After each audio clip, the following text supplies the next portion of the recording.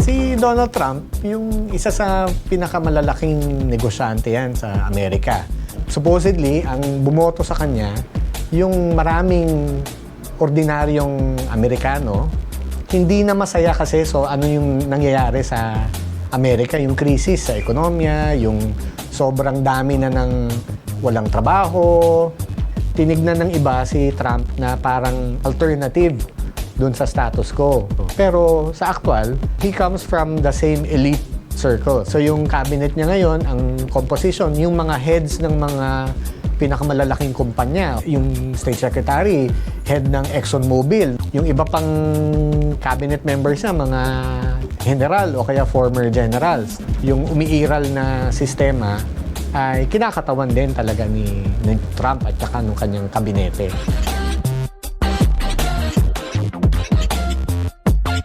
Ang ibig niya sabihin ng America first ay Amerikanong puti first. Mayorya na ng populasyon ng Amerika ay hindi na puti. Sila yung mas gigipitin. Sa esensya, binabaling niya yung krisis, yung sanhi ng krisis, pinalalabas niya na kasalanan ng mga migrant, itim, Meksikano sa Amerika, kaya nawawala ng trabaho yung mga Amerikanong puti at nagagawa niyang paghatiin sila. Sa halip na magkaisa sila at makita nila na talagang sanhi nung kahirapan, nung kawalan ng trabaho sa Amerika, ay yung pagsasamantala ng mga malalaking negosyante, ng mga monopolyo kapitalista sa Amerika.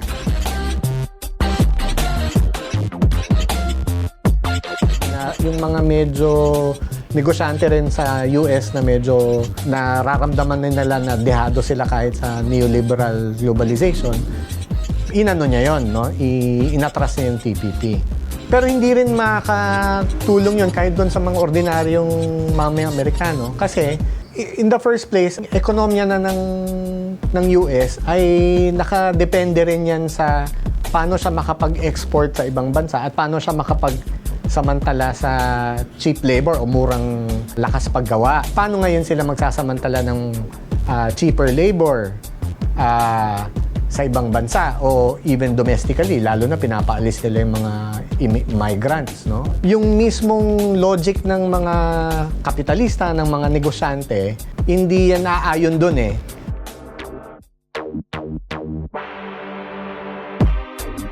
Isa sa unang executive orders na ginawa niya, yung tungkol sa rebuilding armed defenses ng Amerika.